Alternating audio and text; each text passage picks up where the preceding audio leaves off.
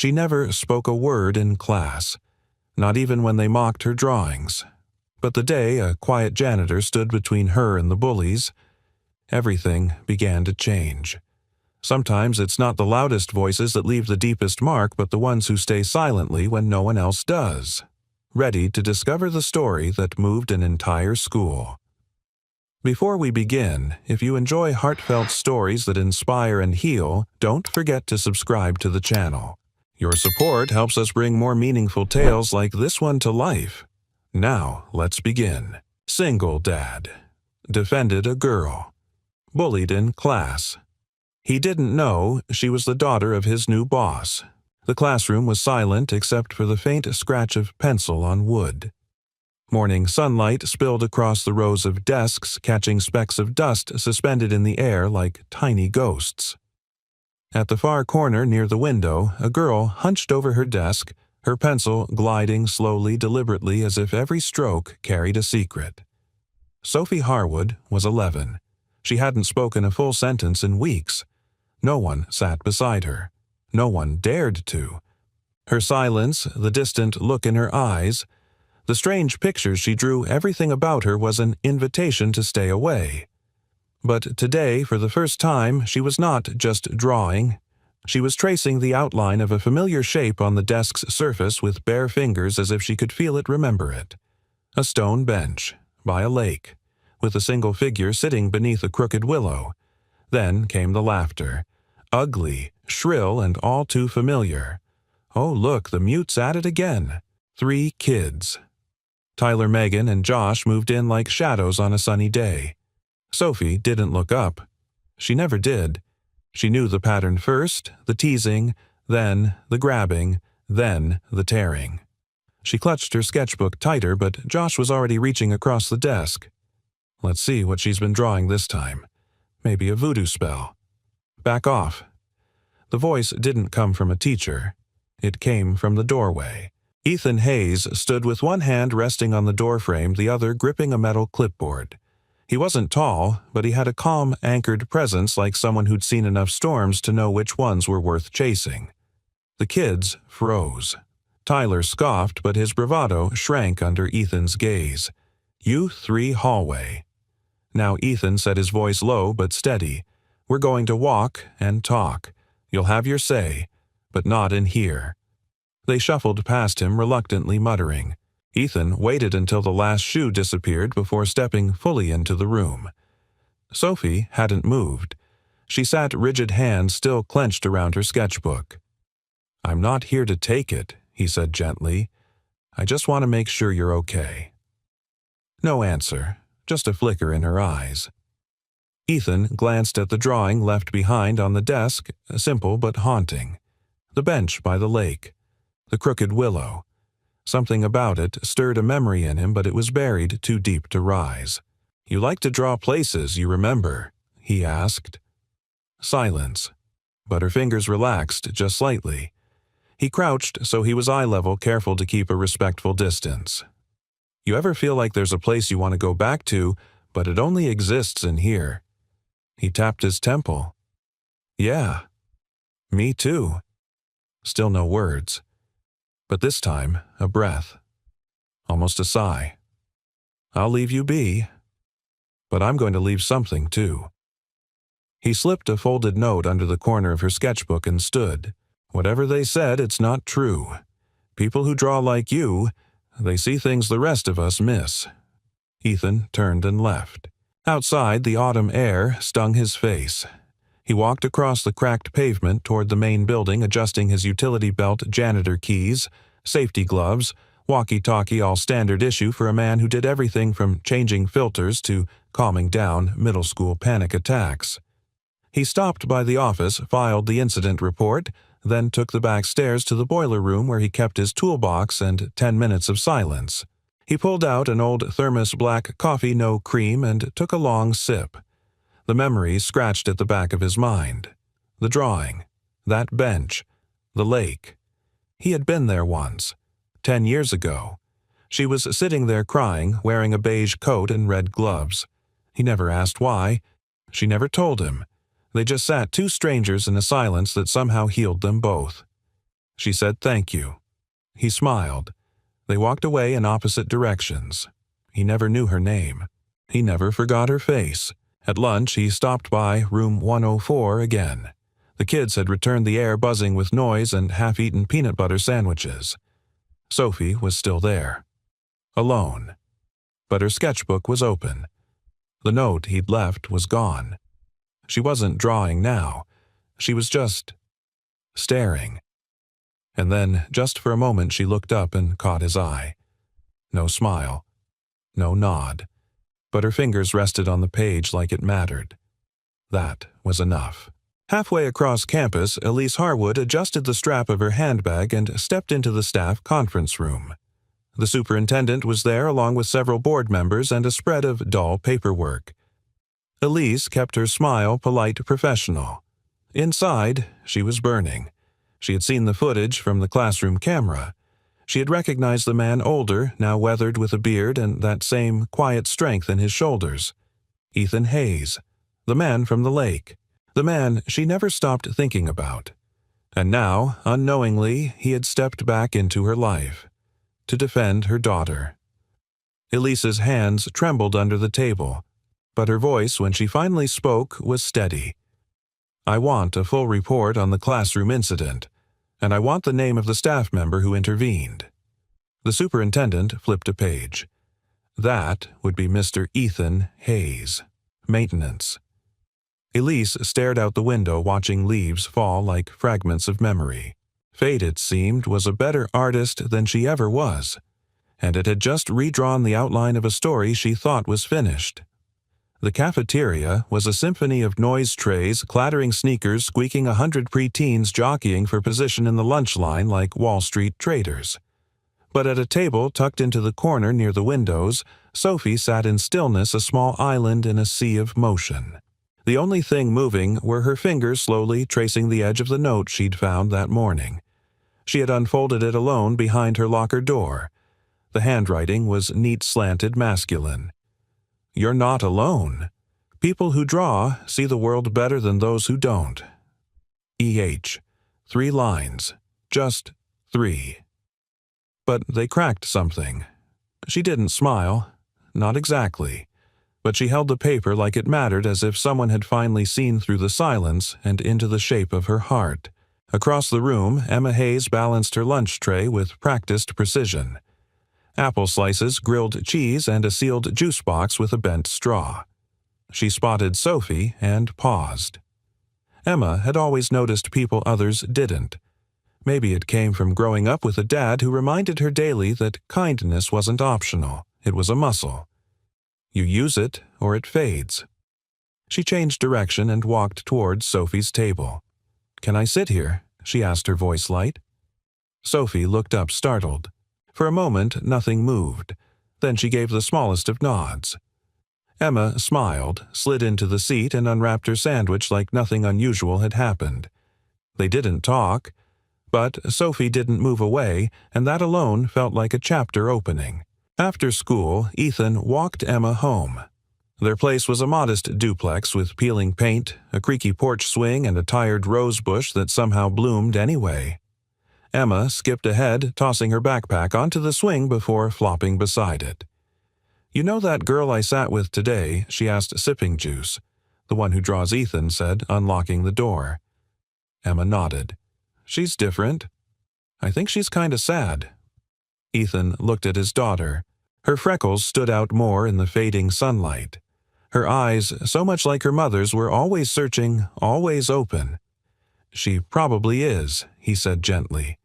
"Some kids carry things they don't talk about. She liked your note." That stopped him mid-step. Emma smiled. "I saw her reading it. She didn't crumple it or hide it. She just kept touching it." Ethan felt something shift in his chest, a warm ache, as if that tiny gesture, leaving a folded piece of encouragement, had reached further than he thought possible.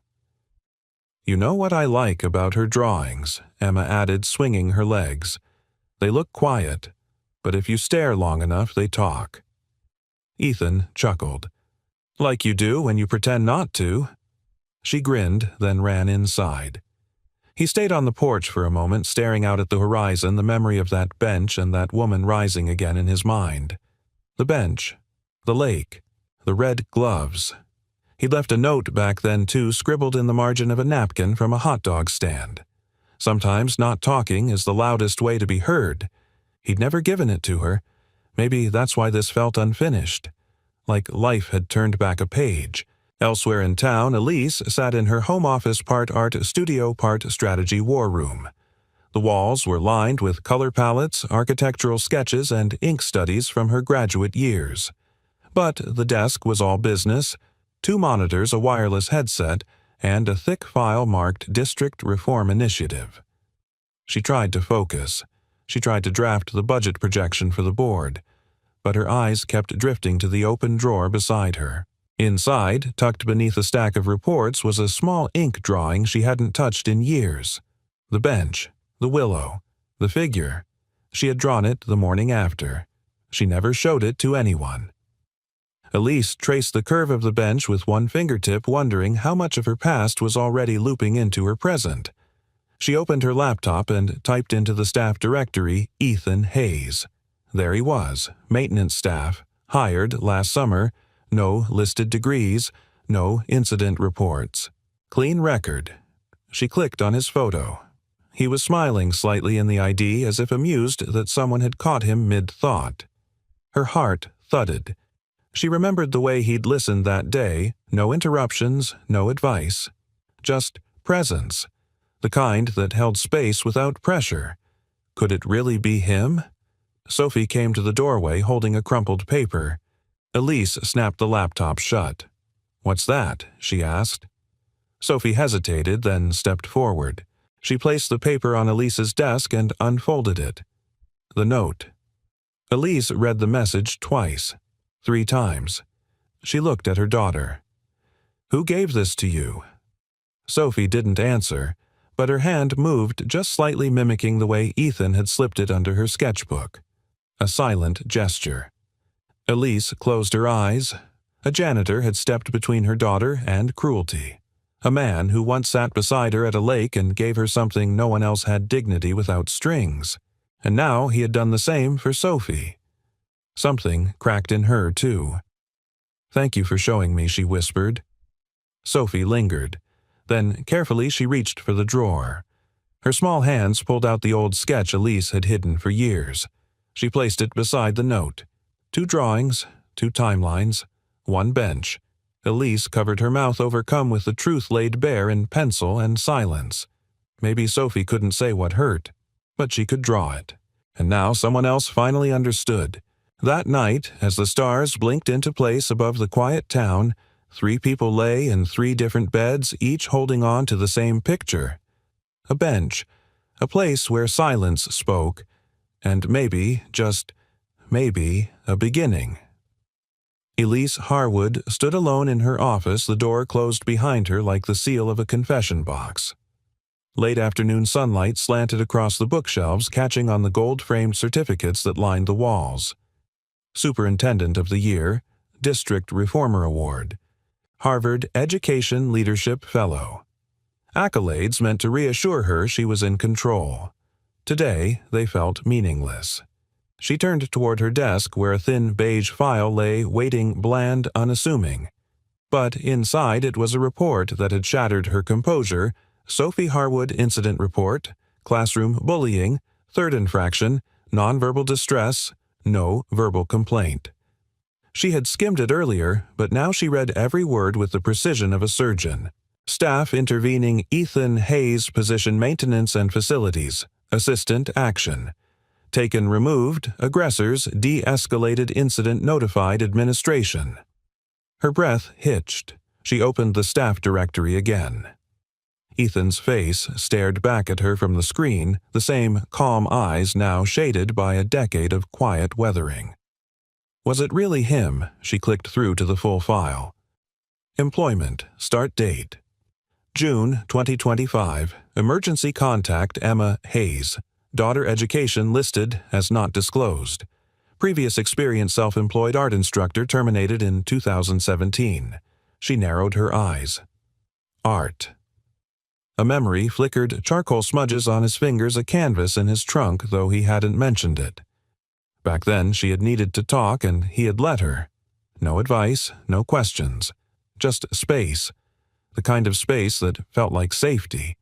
That bench by the lake, she'd been fresh off a humiliating board meeting in Portland, pregnant, scared, still hiding from her own parents. She had cried for the first time in months, and this stranger, this quiet man with paint on his jeans, had sat beside her and said only one thing. Sometimes people don't need fixing. They just need someone to sit with them until the noise goes quiet. She'd held on to that line like a lifeline, but she never saw him again. Until now. Downstairs, Ethan was fixing a broken heater in the art classroom. The radiator groaned as he tightened the valve.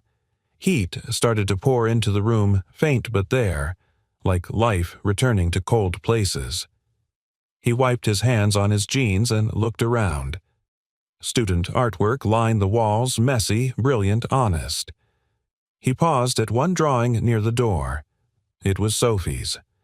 He recognized the stroke, the careful shading, the impossible balance of stillness and tension. It was the bench again. But now there was a girl sitting on it with her arms wrapped around her knees. Next to her, barely visible, was a second figure. Someone sitting close but not touching.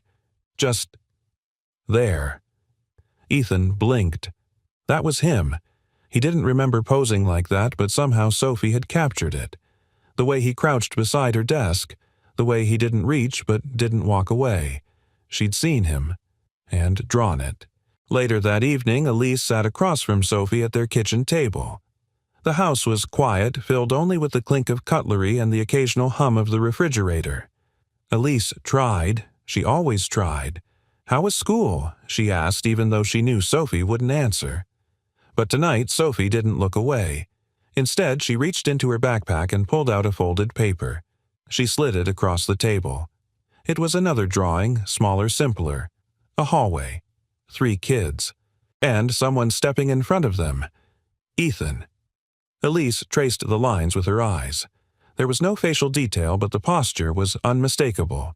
Shoulders squared, arm out, a silent shield. She felt her throat tighten. "He helped you." Sophie nodded once. Elise swallowed. "Do you want to draw with him sometime? Would that feel safe?" Sophie hesitated, then tilted her head, almost curious. Elise took a deep breath. "He's someone I knew a long time ago. Before you were born. He was kind then, too." That part she hadn't expected to say. Sophie's eyes softened. For the first time in years, she reached across the table and took her mother's hand. Elise gripped it like a lifeline. The next morning, Elise arrived at school early. Her heels clicked sharply against the tiles as she walked the corridor, her tailored coat brushing her legs like armor. But today she didn't feel like a commander. She felt like a mother. And maybe for once that was enough. She knocked on the custodial office door. Inside, Ethan was bent over a clipboard updating repair logs. He looked up. Their eyes met. Elise didn't speak for a moment. She just stood there, hands clasped tightly.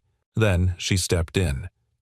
"I wanted to thank you," she said, voice calm but charged, "for what you did for my daughter." Ethan blinked. "Your daughter's Sophie," she said, watching the recognition hit him like a wave. "She's mine." Ethan sat slowly on the edge of the desk.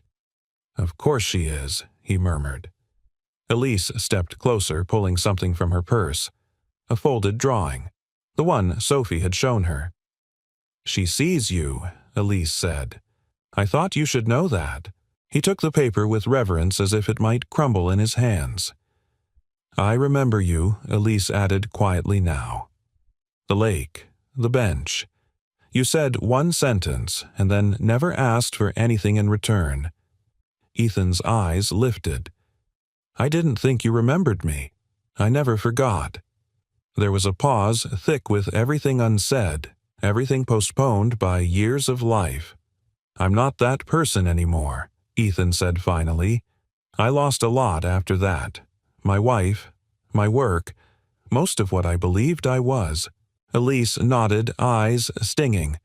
"I lost things too," she said, "but I kept going. Maybe that's the only thing that matters." Their silence stretched not awkward but sacred. Then Elise smiled just barely. "We're starting an art initiative," she said. "A mural. Something for the students to feel proud of. I want someone who understands them to help lead it." Ethan raised an eyebrow. "You're offering me a job. I'm offering you a chance." He laughed softly. "You always were better with words, and you were always better at listening." They looked at each other not as a principal and staff, not as broken people trying to hide the cracks, but as two souls who had once sat side by side in silence, and were now maybe ready to speak again. Outside the window, the first leaves of October skittered across the pavement, painting the schoolyard in warm reds and golds. And from inside, it almost looked like the whole world was preparing for a second spring where everything old could be made new. The hallway was quiet after the final bell, save for the soft shuffle of papers and the occasional thud of locker doors. Students had scattered voices fading into the distance, but inside classroom 3B a faint scraping sound lingered. Pencil on paper. Sophie remained at her desk, her head bent low over her sketchbook as though she were building a world where no one could touch her. A place just for her, one where the rules made sense. But today her drawing was different. It still began with the bench beneath the crooked willow the same as always, the same calm lake in the background. But this time there was something new, someone new, a figure. Not just a vague shape, but a man, seated beside the girl on the bench facing forward.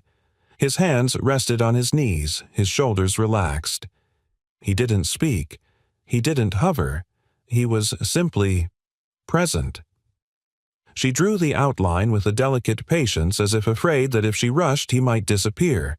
Across the schoolyard, Emma zipped her hoodie and swung her backpack over one shoulder, then paused near the open window of 3B.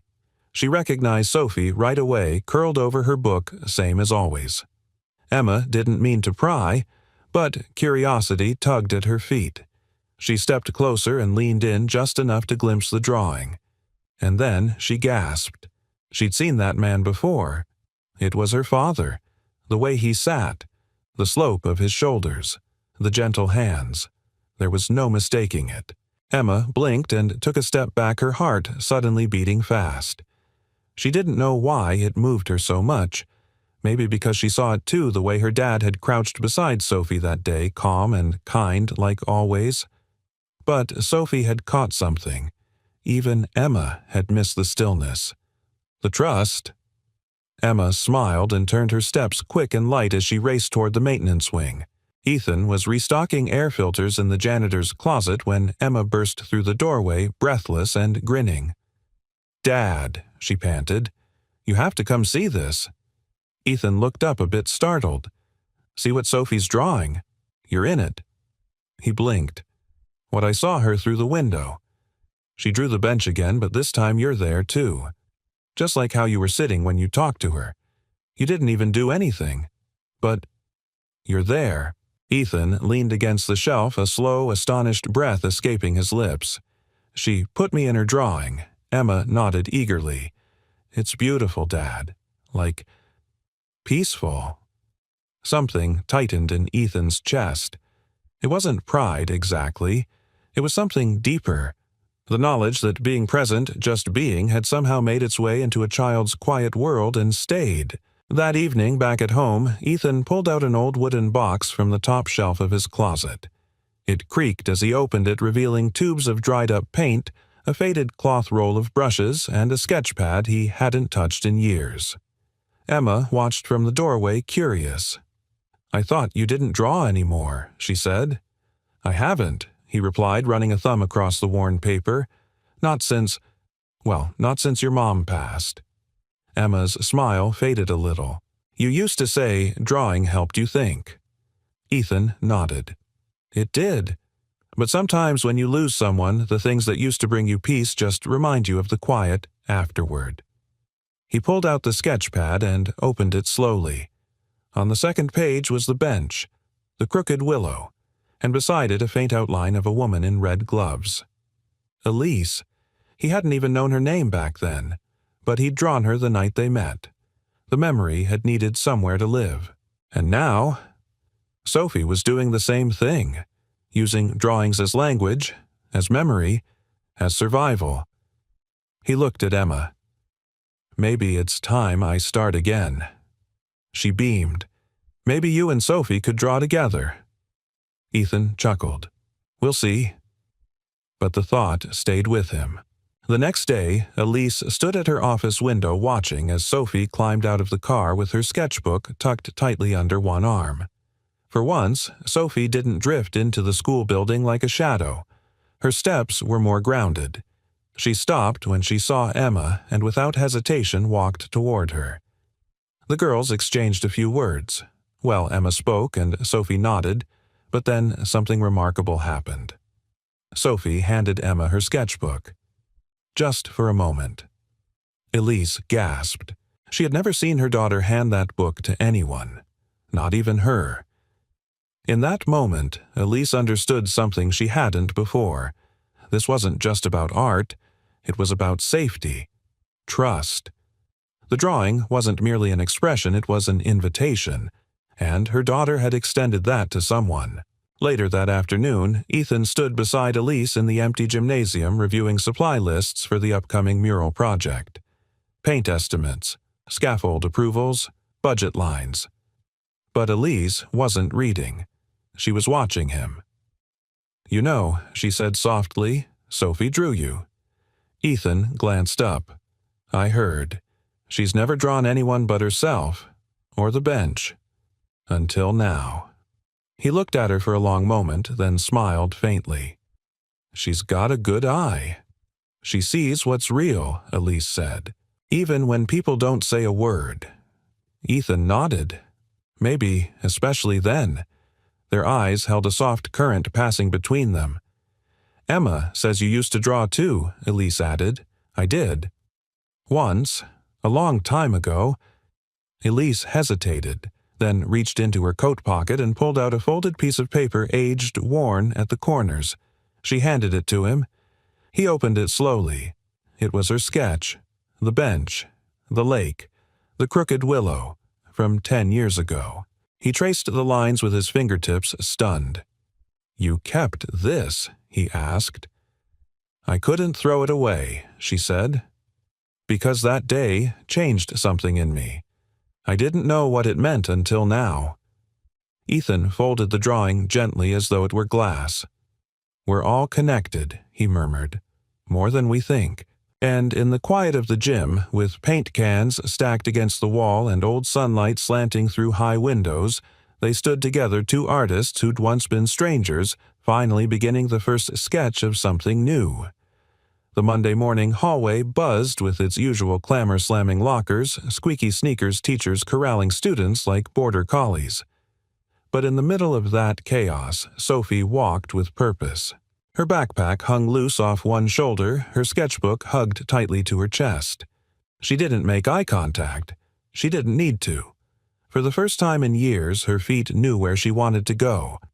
Emma was waiting near her locker, bouncing on her toes. "You ready for the mural meeting?" Emma asked, eyes shining. Sophie gave a soft nod. She wasn't smiling, but her posture said more than words. She stood straighter, her presence more solid, like she was no longer hiding inside herself. The girls walked together, drawing curious glances. Most students were used to Sophie being the quiet shadow in the back row. Seeing her beside Emma, a girl known for her laughter and energy, felt like the opening scene of a new chapter. Down the hall, Ethan stood near the supply closet, clipboard in hand. He was checking off boxes of brushes and canvas panels delivered that morning when he heard footsteps behind him. He turned. Elise.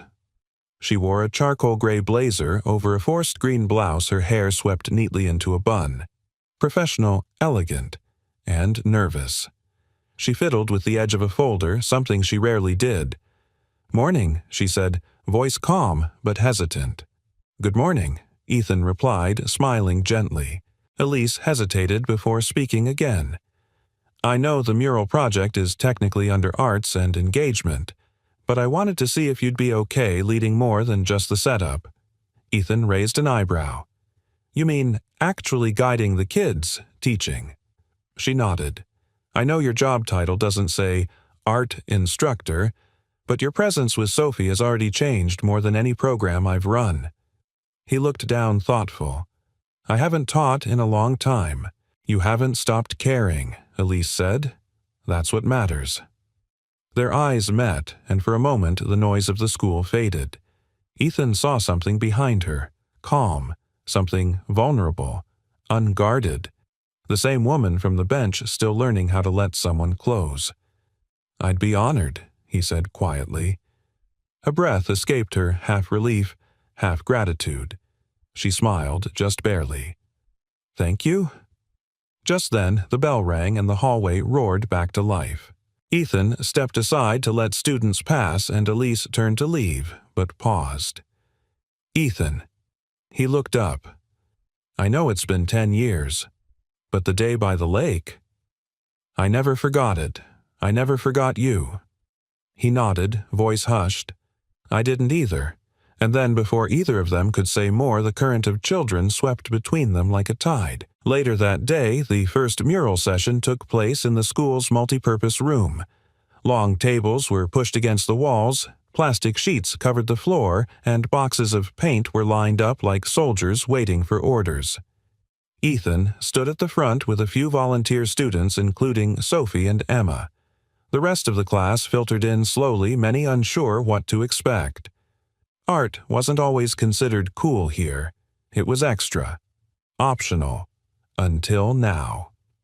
Ethan clapped his hands once. All right, he said, warm and confident. This isn't about perfect lines or who can draw the best. This mural is about who we are as a school and how we want this place to feel. He moved toward a whiteboard and wrote in big letters, What makes us feel seen? The room quieted. Not just what we see every day, he continued, but what makes us feel visible, valued, safe. A hand went up, a boy near the back, like being listened to.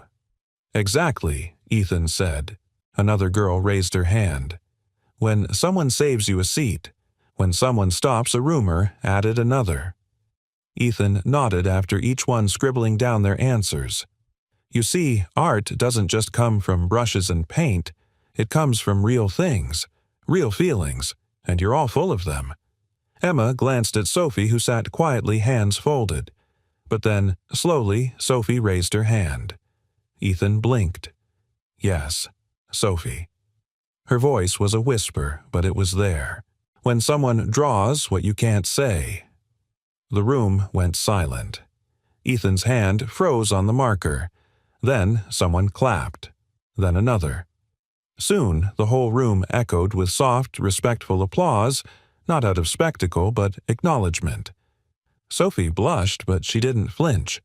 For the first time in years, she'd spoken in front of a room full of strangers. And they had listened. Ethan swallowed the lump in his throat. He nodded to her, and she nodded back. It wasn't just a mural anymore. It was healing in color. That evening, Elise stood in the back of the gym, arms folded, watching the kids dip brushes into paint and talk as they worked, some laughing, some focused, all engaged. Her gaze drifted to Ethan, who crouched beside a girl guiding her brush with gentle encouragement. Not once did he take over. He let her lead. Elise felt a warmth bloom in her chest. She wasn't sure if it was admiration or something deeper, but it was rising. Mrs. Jennings, the school's counselor, appeared beside her. I haven't seen that girl smile in a year, she said, nodding toward Sophie. Elise blinked. Neither have I. Whatever you're doing, Mrs. Jennings added, keep doing it. It's working. Elise nodded slowly. It's not me. It's him. And in her heart she felt it a shift. The possibility that this man, this quiet, broken good man, might be part of something bigger than healing Sophie. He might be part of healing her, too. Outside, the late autumn wind stirred the trees. But inside the gym, warmth radiated not just from the heaters but from laughter brushstrokes and the colors that began to fill the blank walls. And in the center of it all, a girl who once only drew alone, now painted beside others. Her silence wasn't empty anymore. It was full of meaning, and she wasn't invisible anymore. The scent of fresh paint hung thick in the air, mingling with the low hum of conversation and soft music playing from a speaker in the corner. The gymnasium, usually reserved for basketball games and folding chairs during assemblies, had been transformed into a vibrant living canvas. The mural had started with sketches, rough outlines of trees, bridges the school's silhouette, abstract figures holding hands. But now, color was blooming across the wall like spring arriving early. Brush strokes in deep purples and golds. Spirals of light, shapes of connection. It was messy, imperfect, and beautiful. At the heart of it all stood Ethan, paint-streaked jeans and a smudge of turquoise on his forearm, guiding students with a quiet attentiveness that made them feel like artists, not just kids. He crouched beside a sixth grader struggling with perspective. "Try moving your horizon line a bit lower," he said gently. "Let your sky breathe." The boy nodded, adjusting his sketch. "Like this." "Exactly. You've got it." Emma and Sophie worked side by side a few feet away, filling in the outline of a tree that stretched upward with curling branches. Sophie's lines were delicate, sure, her focus unbreakable. Emma nudged her lightly. "Yours always look like they're alive." Sophie didn't reply, but she smiled, a soft curve that lit up her entire face. Then she dipped her brush into a swirl of golden ochre and continued painting. Elise stood at the edge of the gym, arms crossed, watching the scene with a complex swirl of pride, awe, and something softer, almost wistful. There was a time not long ago when Sophie had recoiled from every room filled with people. Now she was painting in public shoulder to shoulder with classmates, offering quiet suggestions and, even on rare occasion, a laugh. And Ethan. He moved through the room like he belonged there, not as a custodian, but as a mentor, a guide, a part of something essential. Mrs. Jennings stepped beside Elise, holding a clipboard but not looking at it. "Did you ever think this would happen?" the counselor asked softly. Elise shook her head, voice thick. "Not like this." "They trust him," Mrs. Jennings said. "All of them." Elise nodded. "So do I." There was more she could have said, but the words stayed lodged in her throat. So instead she walked toward the supply table and picked up a spare brush. Ethan looked up as she approached, brow lifting slightly. "You're joining in?" he asked. "I thought I might." Elise replied, dipping her brush into a soft green. He grinned. "You always did have good taste in color." She arched a brow. "That's a bold assumption. You saw exactly one of my drawings 10 years ago." "And I remember every line," he said quietly. Her hand stilled. The brush trembled for a moment before she anchored it against the wall, making her first stroke. They painted side by side in silence. The kind of silence that felt deliberate, full, and strangely intimate. Later, when the students filed out for lunch, Ethan and Elise remained behind. The wall was beginning to take shape, a tree at the center, its roots weaving into a bench under a willow, a lake beyond. Ethan stepped back, squinting at the composition. "You see it?" Elise glanced at him. "See what? The bench," he said. "It's the one. From the lake. From then." Her breath caught. He was right. She hadn't realized it while sketching the layout weeks ago, but the shape was unmistakable. The curves, the slight slant in the backrest. It wasn't just a bench, it was their bench. Their beginning. She looked at him, her voice barely a whisper. "Do you think this is all coincidence?" "I don't believe in coincidences anymore," Ethan said. "Not after Sophie. Not after you." He turned toward her, gaze steady. "I think sometimes life brings things back to us when we're ready. Not when we want them, but when we're able to hold them properly." She felt the words land in the tenderest part of her heart. "You held space for me," Elise murmured. "Back then. And now you've done it for my daughter." Ethan's eyes softened. She just needed someone to stay still long enough for her to be seen. They stood there, the mural rising behind them, a quiet testament to transformation. That evening, Sophie sat on her bed sketchbook open across her knees. Her fingers moved in deliberate strokes pencil, whispering against the page. She was drawing the mural, not as it looked, but as it felt warm hands passing brushes, faces lit with joy, the tree's branches reaching upward like questions finally answered. And in the center she added something no one else had seen. 3 figures on the bench, a girl, a man, and a woman with soft eyes and a paintbrush in her hand. She stared at the image for a long time, then turned the page and began again. This time she didn't draw in silence. She hummed, just a little. But it was a melody one her mother hadn't heard since Sophie was 4. Back at his house, Ethan rinsed out brushes in the kitchen sink while Emma sat at the table eating apple slices. "You really like her, don't you?" Emma said without looking up. Ethan paused. "Who, Miss Harwood?" he chuckled. "She's a remarkable person." Emma smirked. "You talk like a book." "That's because I read them," he teased. She popped an apple slice in her mouth. "I think Sophie would be really happy if her mom smiled more." Ethan glanced over his shoulder. "You think I know?" He finished cleaning the last brush, dried his hands, and looked out the window at the stars winking to life. Maybe Emma was right. Maybe the mural wasn't just about healing a school. Maybe it was healing something far older, far deeper. And maybe it was drawing all of them back to where they were always meant to be. The conference room smelled faintly of fresh brewed coffee and dry erase markers. It was Tuesday evening, and the monthly school board meeting had drawn a larger than usual crowd. Parents in button-downs, teachers in cardigans, and a few curious students filled the metal chairs arranged in neat rows. At the front, a long table stretched beneath a fluorescent light. The board members sat with their folders open, pens ready, expressions unreadable. Ethan stood quietly near the back, flanked by Elise and Mrs. Jennings. He didn't wear anything fancy, just a clean flannel shirt, pressed jeans, and the steady calm of a man who knew how to show up when it mattered. Still, his hands were tucked into his pockets to hide their tremble. He wasn't nervous for himself. Not really. But Sophie was sitting 2 rows up her sketchbook, clutched in her lap like a life raft. If the mural project got canceled, if he were forced to step down, she might close in on herself again, and he wasn't sure if she'd reopen. A man near the center of the table cleared his throat. Mr. Cranford, board chair. Gray hair, tidy mustache, and a voice as dry as paperwork. "The topic at hand," he said, "is the continued employment and scope of responsibility of Mr. Ethan Hayes, currently on contract as facilities assistant.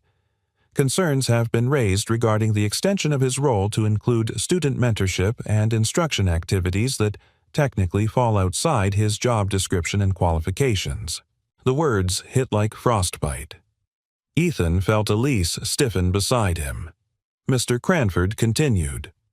"While the mural project has generated positive engagement, we must weigh professional boundaries and precedent. If one non-certified staff member leads instruction, what message does that send?" Elise stepped forward. "May I speak?" she asked, tone cool but composed. Cranford nodded reluctantly. Elise turned to the room. "There's a difference between having a certificate and having a calling," she said. Mr. Hayes didn't step into this role seeking recognition. He stepped in because a child was being bullied and no one else did. He guided students not because it was assigned to him, but because they trusted him, because he listened. She glanced toward Sophie, who looked up at her mother with wide, searching eyes. "The success of this mural isn't measured in brushstrokes," Elise continued. "It's measured in the voices that found courage, the hands that stopped trembling, the smiles that returned. If you're asking me whether I approve of Mr. Hayes's expanded role, then I do." Unequivocally. Cranford adjusted his glasses. Noted. "But we must consider policy." "Excuse me," another voice called out. Everyone turned. It was Mrs. Jennings, the school counselor. "I'd like to submit something," she said, holding up a folder. "Progress reports from the past 4 weeks. Behavior logs, peer evaluations, emotional resilience, tracking. All of them show marked improvement, especially in students considered high risk. all during the time Mr. Hayes has been working directly with them. She walked forward and placed the folder on the table. Sometimes the data speaks loudest, she added. Murmurs rippled through the room. Just then, a hand went up small, hesitant. Sophie. Every head turned. Elise inhaled sharply. Ethan's heart skipped. Sophie stood slowly. Her hands shook slightly, but her eyes held. She clutched her sketchbook to her chest, then stepped into the open space near the board. I don't. Talk a lot, she began. Her voice was quiet, but every syllable seemed to hush the room. But I see things, and I feel them. And Mr. Hayes, he didn't try to fix me. He just stayed, and he drew with me. And when people stay, you don't feel invisible anymore. She opened her sketchbook and turned it around. The page showed the mural in progress, but with a small detail no one else had noticed in the corner. 3 figures sat on a bench, one small, one strong, and one with eyes full of quiet light. My voice came back because he didn't try to find it. He just waited. She held the book a moment longer, then walked back to her seat without another word. The room remained silent, heavy with meaning. Cranford cleared his throat again this time with far less confidence. I think we've heard enough, he muttered. The board members exchanged glances. Then Mrs. Rollins, a retired teacher and longtime member, leaned toward her microphone. I move that we approve the continued collaboration of Mr. Hayes on the mural project and any student-led initiatives at the discretion of the principal. I second came another voice. All in favor. A wave of hands rose across the board. Ethan exhaled. Beside him, Elise's hand found his. It was the first time she'd ever touched him in public. He didn't move, just let the moment bloom between them. Outside, the night air was crisp and star-strewn. Students and parents lingered near the steps, some clapping softly, some embracing. Sophie stood beside Emma, who beamed with pride. You were amazing, Emma whispered. Sophie shrugged but allowed herself a tiny smile. Ethan stepped into the cool air, hands still shaking, but this time from something else. Relief, gratitude, hope. Elise joined him a moment later, arms crossed, eyes on the stars. I've been in hundreds of meetings, she said softly, but that was the first time I felt like a mother more than a principal. Ethan glanced at her, his voice hushed. You were both. She smiled, then turned to face him fully. I meant what I said, she said. About you, about what you've done here. This isn't just a project anymore, it's a story, one that's saving people. He nodded slowly. It's saving me, too. Their eyes locked, the space between them humming with something unspoken. Not yet love, but the unmistakable pull of something beginning. A line drawn in quiet confidence. A voice returned through stillness, and the kind of connection that no boardroom could vote on. They stood beneath the stars as the school doors closed behind them, 2 people no longer walking parallel, but turning finally toward each other. The wind that morning smelled of wood smoke and late October. It rustled golden leaves across the school courtyard like nature's own confetti. Inside her office, Elise sat at her desk, the sunlight filtering through blinds and slender stripes across her paperwork. But her eyes weren't on the calendar or the upcoming PTA agenda. They were on the small shallow drawer at the bottom right of her desk, the one she hadn't opened in years. Her hand hovered over the handle. She wasn't sure what had drawn her to it. Maybe it was the look on Sophie's face last night, tired but glowing. Or maybe it was the silence that had filled the car on the ride home, not from tension, but from something richer. Peace. She pulled the drawer open slowly. Inside, beneath old forms and rubber bands, was a narrow, leather-bound journal. She hadn't touched it since Sophie was a toddler. Her fingers found the ribboned page with muscle memory. And there it was, a letter, folded yellowing slightly at the creases, addressed in her own handwriting but never sent. To the man by the bench, the one who didn't walk away. Elise's throat tightened. She unfolded it carefully and began to read.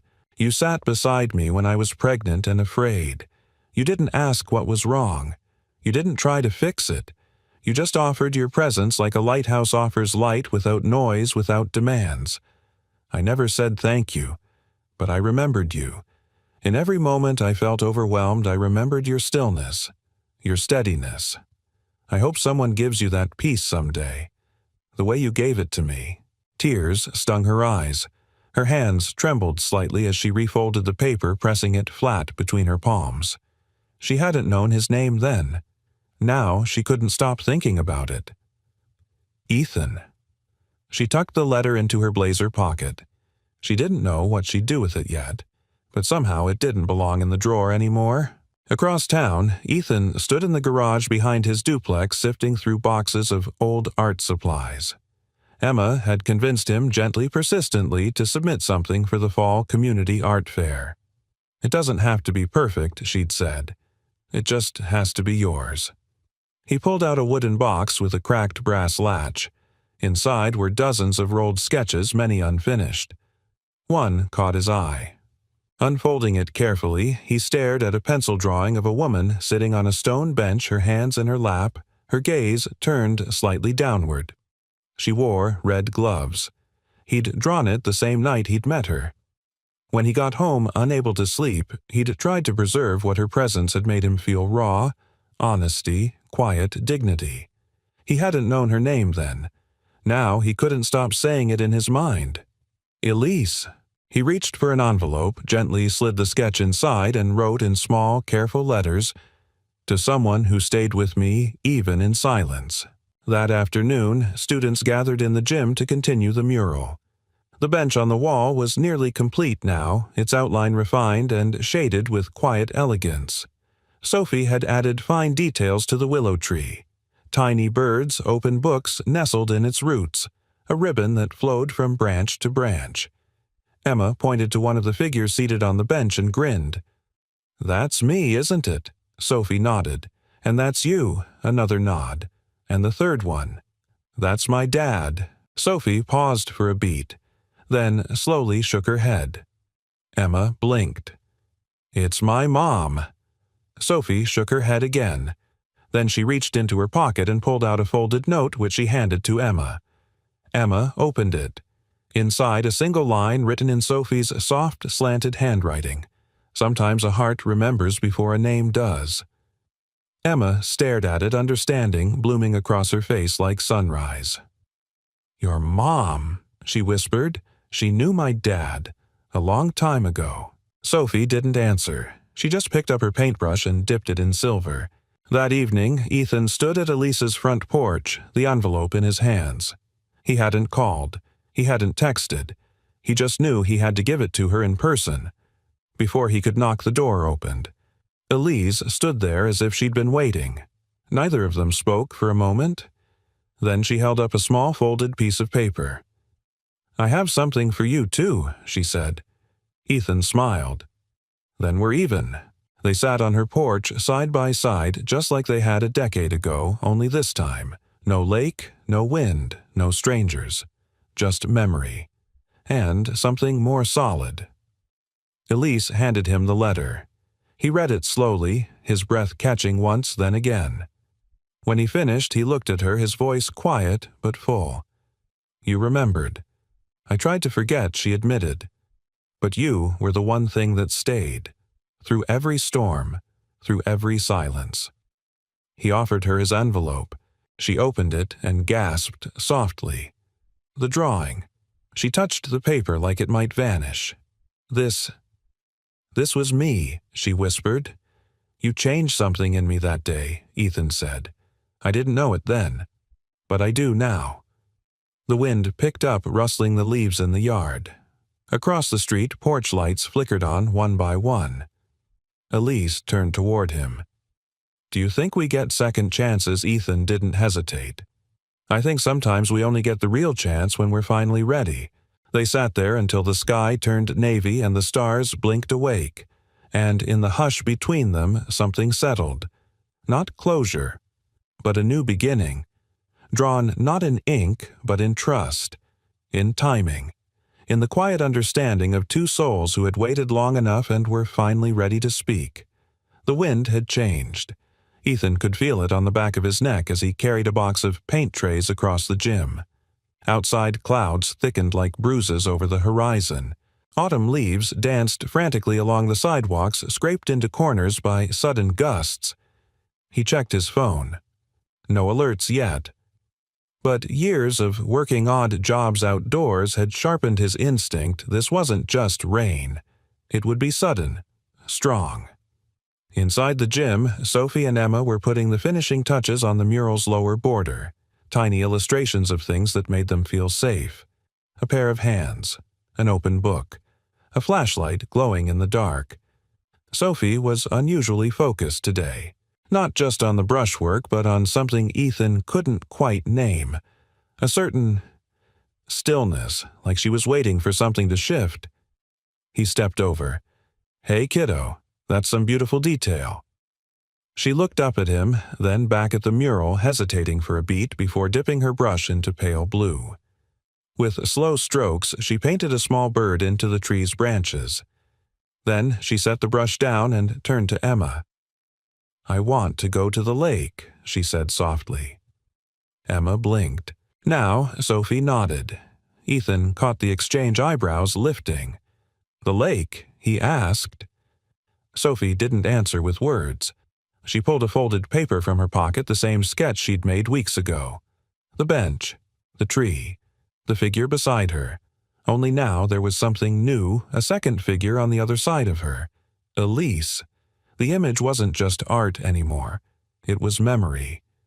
Ethan's breath caught. Sophie finally whispered, "I want to go back." Elise was in a meeting with the district finance director when her phone buzzed. She glanced down, expecting a calendar reminder, then froze. Text from Emma: "Sophie wants to go to the lake. Now." "I think it matters." Elise stood. "I'm sorry I have to go." The director looked up. "We haven't finalized the—" "I'm sorry," she repeated. "My daughter needs me." She was out the door before he could reply. The first drops began to fall just as Ethan's truck pulled into the gravel lot by the lake. Sophie stepped out, her sketchbook in hand, her eyes scanning the trees as if expecting someone or something to call her by name. Ethan climbed out, shielding his eyes from the rain. "Are you sure about this?" She didn't answer. She just walked. Emma hesitated at the door. "Should we follow her?" Ethan nodded. "She's not running. She's remembering." The wind picked up, rushing through the willows like an old voice returning. Sophie reached the bench slowly, fingers trembling slightly as she opened her sketchbook and placed it on the wet wood. Then she sat, alone, and waited.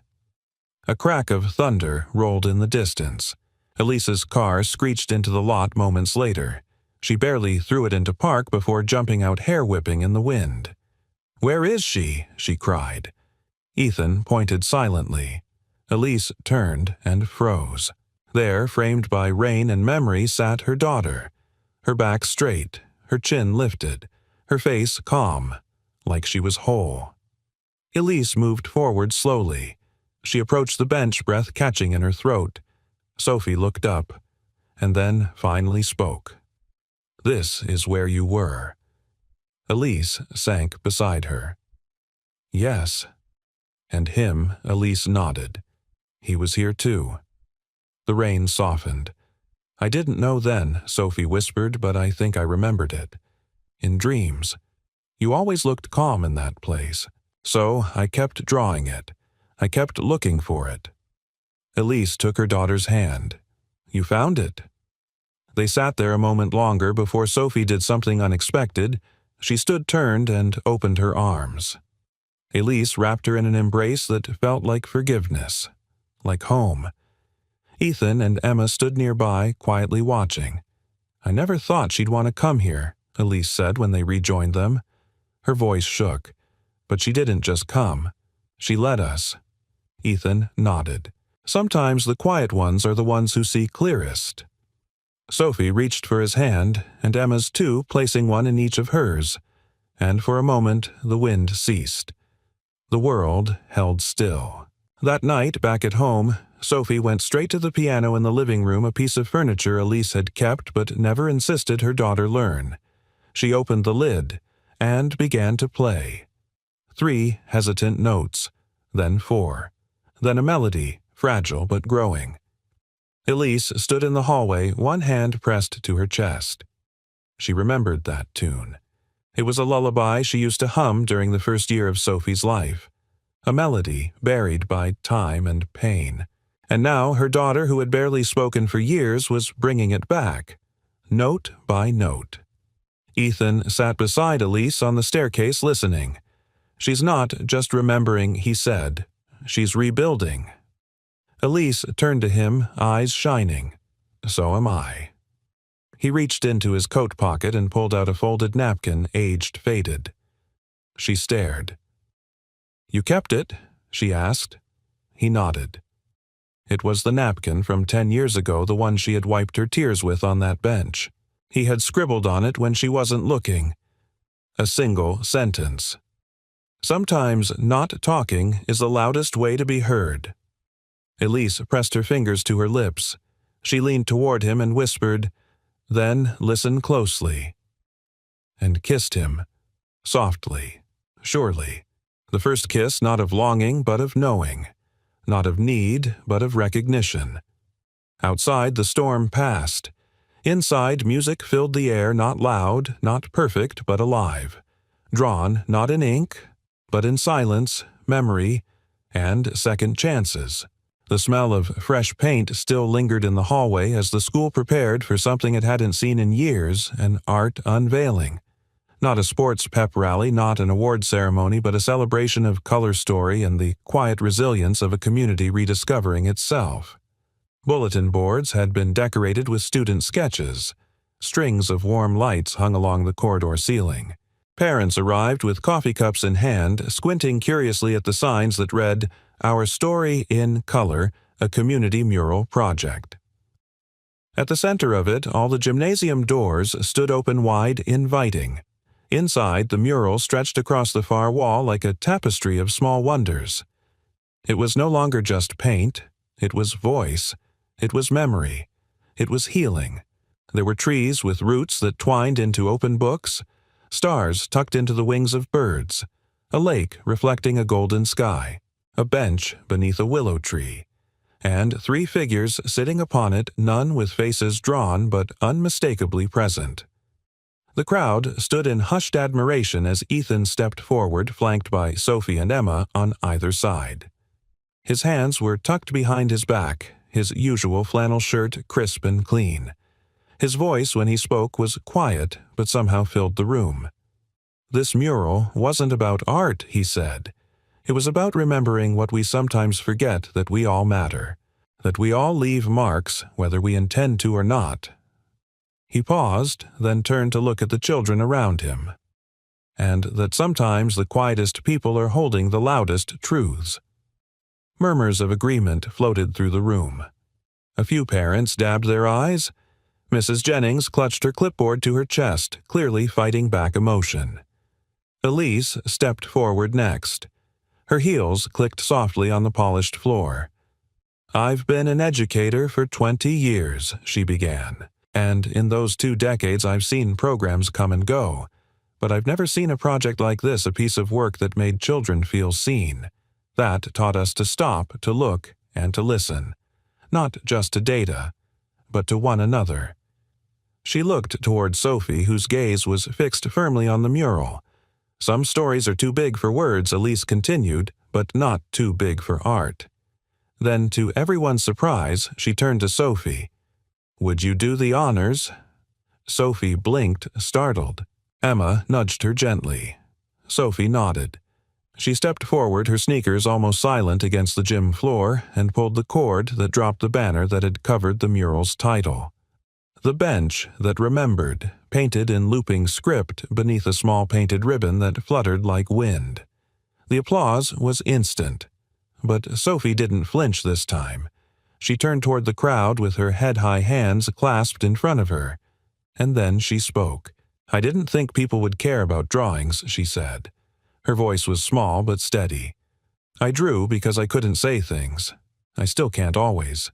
But when I drew that bench, I remembered how it felt. Safe, like someone would stay.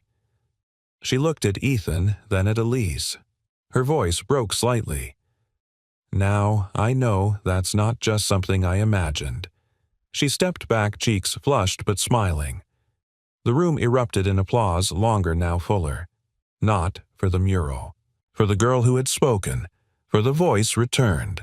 Later that evening, the hallway outside the gym had become a gallery in its own right. Parents milled about admiring the student sketches taped to the walls, each one paired with a handwritten caption from its creator. Sophie's sketch was there too. It showed a bench beside a lake, much like before. But this time, instead of 3 figures, there were 4. A girl with a sketchbook. A girl with a laugh. A man with gentle hands. And a woman, hand outstretched, not to pull anyone forward, but simply to walk beside. Beneath it, Sophie had written, "Sometimes it takes more than one bench to hold a story. This one held ours, and it remembered until we came back." Elise stood before it for a long time, arms crossed over her chest, not in defensiveness but in the way a person wraps themselves in something precious.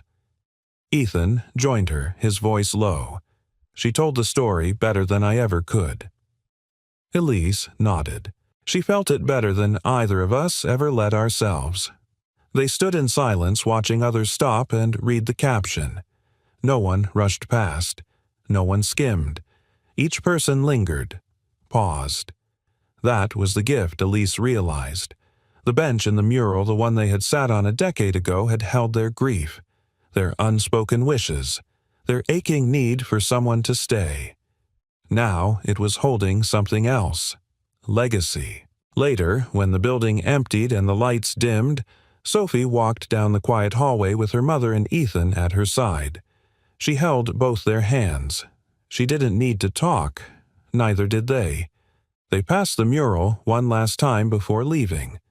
"Will it stay here forever?" she asked softly. Ethan smiled. "As long as someone needs to look at it." Sophie nodded. When they stepped outside, the night was clear. No wind, just the stars above shining like flecks of paint on dark canvas. Emma waited at the car with Mrs. Jennings, her voice already animated with post-event excitement. Sophie turned to Ethan and Elise. "Thank you for sitting with me." Elise wrapped her arms around her daughter, her voice thick. "Thank you for showing us where to sit." And then Ethan bent down to eye level, brushing a loose strand of hair from Sophie's face. "You didn't just draw a mural," he said. "You drew your way home." Sophie smiled, and for the first time in her young life, she believed it. A week had passed since the unveiling of the mural, but the hallway still seemed to hum with color. Visitors kept coming, parents, alumni, even residents from nearby towns. Some brought their children just to stand in front of the painting. Some brought flowers. A few brought nothing but tears they hadn't expected to shed. No one left unmoved.